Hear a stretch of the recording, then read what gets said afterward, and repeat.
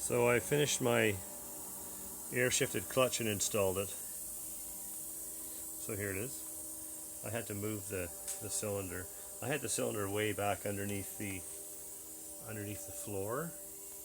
So there's a cross member there, and I had it pushing forward against the clutch linkage, which you can just kind of see down there. And it was too tight. I couldn't keep it from rubbing against all the wires and cables along the frame rail.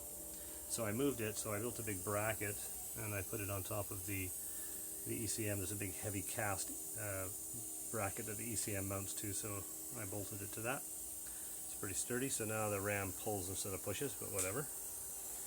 And so I got that blue supply line comes around, and it goes into the block on the firewall there. There's all my bulkhead fittings. And then it comes around, it transitions to green here because that's what I had.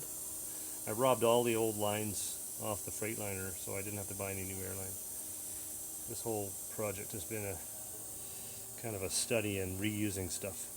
So anyway, so what I got here is that's a hand valve from a Freightliner truck, and so that's sitting on the steering column normally, and you pull on that to manually actuate the trailer brakes. So it's a graduated valve, so you can kind of meter the air. So it worked quite well. So I bolted it to a little bracket here, and the yellow is my supply. I've just got it running off an air tank there. And yeah, so now, I've just got a couple of little light duty springs on the clutch, and I might even actually replace them with heavier.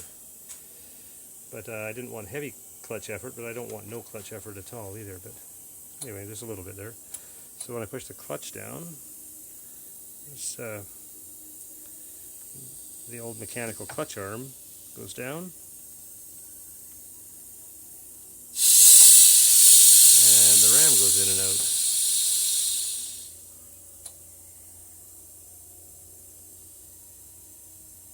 I'm just metering it very slowly here. It's going to take some practice, but I can feather it quite well.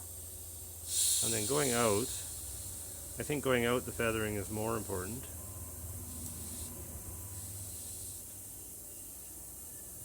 I can creep it out fairly easily. And what I've done is I've added, this is the relief for this hand valve, and I've just put a bleed valve on there. It's this little metering valve. There's a restrictor in there, so the harder you tighten that tap down, the less air gets out. So it's also graduated, so it's not like an on-off ball valve. You can adjust it quite finely just by winding that tap in and out. So anyway, there you have it. I think that'll work. I've left the mechanical linkage there, and if this all doesn't work, all I have to do is I've got to take this linkage and move it over to the other side of the firewall, and run it over to the factory Freightliner clutch linkage down there and bypass the cylinder. But I don't know why it wouldn't work. I think it'll work just fine. I'll let you know.